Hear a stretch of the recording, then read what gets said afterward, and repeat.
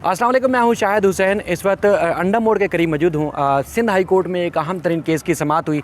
आपने नस्ला टावर के बारे में सुना, मक्का टेरेस के बारे में सुना कि गैर कानूनी तामीरात को अदालत ने मस्मार करने का हुक्म दिया है। इससे पहले कई और दरखास्तें सिंध हाई कोर्ट में एक तवील अरसे से ज़ेर समाअत हैं। अदालती अहकामात के बावजूद, अपनी ज़िम्मेदारी होने के बावजूद, कवानीन होने के बावजूद, दफातर होने के बावजूद, अफसरान होने के बावजूद, फोर्सेस होने के बावजूद गैर कानूनी तामीरात के ख़िलाफ़ कार्रवाई नहीं की जाती। फिर शहरियों को जो मुतासिरीन होते हैं उनको अदालत से रजू करना पड़ता है। उसके बाद फिर जाकर किसी की सुनवाई होती है, तब तक बहुत देर हो चुकी होती है। जी हाँ, आज भी जो केस है वो इसी तरह का केस है। मेरे अकाब में जो रोड देख रहे हैं ये नांगन चुरंगी से अंडा मोड़, और उसके बाद फिर ये जो डबल रोड आ रहा है काफ़ी चौड़ा है, ग्रीन बेल्ट भी है, सर्विस रोड की जगह भी है।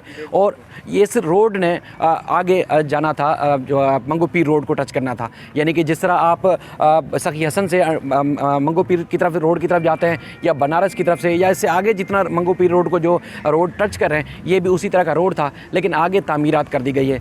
सिंध हाई कोर्ट में जस्टिस ज़फ़र अहमद राजपूत की अदालत में क्या कुछ हुआ वो तफसीलात भी आपके सामने रखता हूँ। और उसके बाद फिर बिल आखिर ये तनाज़ा अदालत क्यों पहुँचा, और उसके बाद फिर अब बहुत बड़ी आबादी जो कि गैर कानूनी करार दी जा चुकी है उसके खिलाफ एक्शन होगा, वो भी आपके सामने रखेंगे। मेरे साथ अमीर शाह साहब मौजूद हैं। अमीर शाह साहब, कमरा अदालत में जब मैं मौजूद था, जब जज साहब ने रिमार्क्स देना शुरू किए, तो उस वक्त जब हम चूँकि रिपोर्टर हैं, जैसे शिकारी की खबर नज़र शिकार पे जाती है तो खबर पे हमारी खबर जाती है, आँख जाती है, नज़र जाती है, तो हम फिर उसको फोकस करते हैं। तो पता चला ये तो बहुत बड़ी आबादी गैर कानूनी है, तो अदालत आप क्यों ले गए थे? सर, अदालत इसलिए लेके गए थे कि ये रोड केडीए का तामीर करना था, और उस वक्त जब तामीर हो रहा था तो यहाँ पे आगे नदी थी, और नदी की वजह से वो रोक दी गई थी रोड की तामीर। अब पानी जब आता था तो उस टाइम इतनी ज़रूरत भी नहीं थी। रोड 1000 फुट, सिर्फ 1000 या 1200 फुट लेंथ जो है वो बीच में अनकम्प्लीटेड रह गया था, नहीं तामीर हो सका था। तो उस टाइम जो है ना, इसके ऊपर लोगों ने आस्ते आस्ते कोई झुग्गियाँ बना के, झोपड़े बना के कब्ज़े करने शुरू किए और नदी को तंग करना शुरू कर दिया। एंड में नदी भी कब्ज़ा हो गई और रोड भी ब्लॉक हो गया। ठीक है।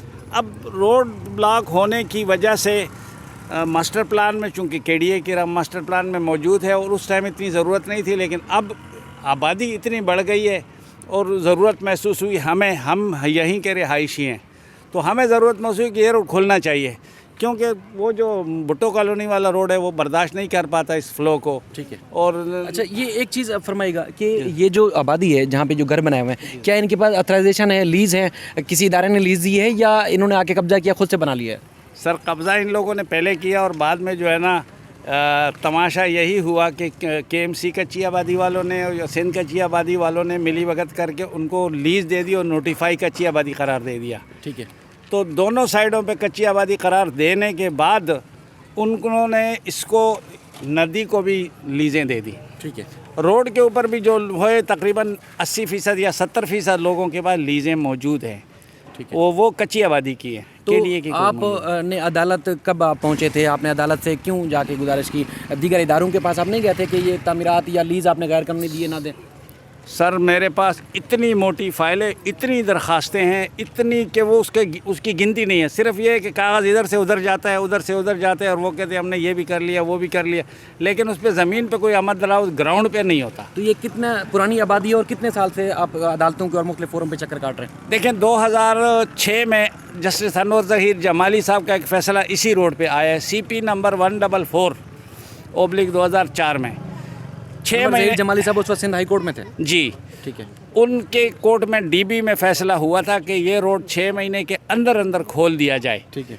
और अदालत को रिपोर्ट भी दी जाए। ठीक है। लेकिन 14 साल हो गए, कोई सुनवाई नहीं हुई, कोई कार्रवाई नहीं हुई, बल्कि मज़ीद इंक्रोचमेंट हो गई और मज़ीद लोगों को लीज़ें भी मिलती गई। तो सिंध हाई कोर्ट में जो अब आखिरी दरखास्त दायर की थी वो कब की थी? 2019 में मैंने दोबारा एप्लीकेशन दाखिल किया, उसी फ़ैसले का हवाला दिया कि 2007 में या 6 में जो फ़ैसला हुआ था अनवर ज़हीर जमाली साहब का, तो उन्होंने, उनके फ़ैसले पे अमल दरामद भी नहीं हुआ, और मास्टर प्लान में KDA के मास्टर प्लान में ये रोड मौजूद है तो उसको खुलना चाहिए ताकि लोगों को सहूलत हो जाए और रास्ता खुल जाए। ठीक है, आपका बहुत शुक्रिया। अब जो कुछ अदालत में हुआ वो मैं बताता हूँ। ये बहुत बड़ी आबादी आपको नज़र आ रही होगी। यहाँ फैमिलीज़ रिहाइश पजीर हैं, यहाँ पर हर किस्म की सहूलियात हैं और सहूलियात KMC ने नहीं दी सिर्फ अकेले, KDA ने नहीं बल्कि सिंध कच्ची आबादी और दीगर इदारों ने भी तमाम सहूलियात दे रखी हैं। उसके बाद यहाँ पर लोग एक अरसे दराज से फैमिलीज़ के साथ यहाँ पर रिहाइश पजीर हैं। आज जब केस की समाअत हुई तो उस वक्त अदालत ने पूछा कि जो सीनियर डायरेक्टर हैं यहाँ सेंट्रल के KMC एंटी इंक्रोचमेंट के, वो मौजूद क्यों नहीं है,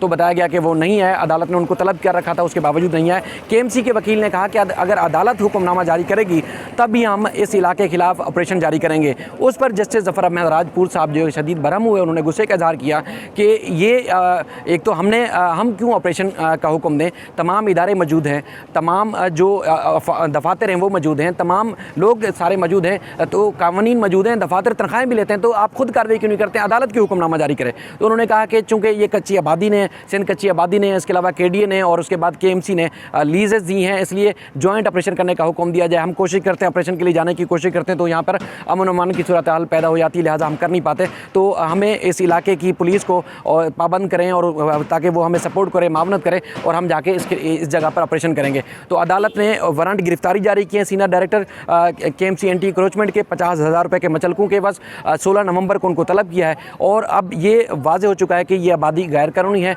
जो इससे पहले अनवर ज़हीर जमाली साहब के हुक्मनामे की जो तफसीलात बता रहे थे, उसी हुक्मनामे को मद्देनज़र रखते हुए रोड के ऊपर एक बहुत बड़ी आबादी खड़ी कर दी गई है। इसी तरह पूरे शहर के जो आवाम है उनका जो है वो रोना धोना है। अब अदालत ने सख्त भरमी का इजहार किया, पूरी इसकी तफसीलात भी तलब की हैं। अगर ये रोड नांगन चुरंगी से अंडा मोड़ और उसके बाद अंडा मोड़ के बाद मंगोपुर को टच होता है, तो जिस तरह शारा नूर जहाँ और उसके बाद फिर अगर न्यू कराची के दीगर इलाकों में जिस तरह ट्रैफिक का फ्लो होता है या रोड की हालत ख़राब हो चुकी है, तो फिर ये बेहतर हो सकती है क्योंकि यहाँ रोड दूसरे रोड्स की निस्बत बेहतर है। यहाँ अच्छी आबादी है, काफ़ी जो एक पढ़े लिखे तबका और साफ़ सुथरा तबका यहाँ रिहाइश पजीर है। लेकिन इस तरह की सूरत हाल देखने के बाद फिर ये लोग आगे, चूँकि ये रोड बिल्कुल क्लोज हो चुका है, आगे जिस तरह आप देख रहे हैं, तो यहाँ पर जो रिहाइश पजीर जो यहाँ मकीन है उनको शदीद मुश्किलात का सामना करना पड़ता है। अब मज़ीद भी जो इस सिलसिले में अपडेट्स होंगी वो भी आपके सामने रखेंगे। अपना ख्याल रखिएगा। अल्लाह हाफ़िज़।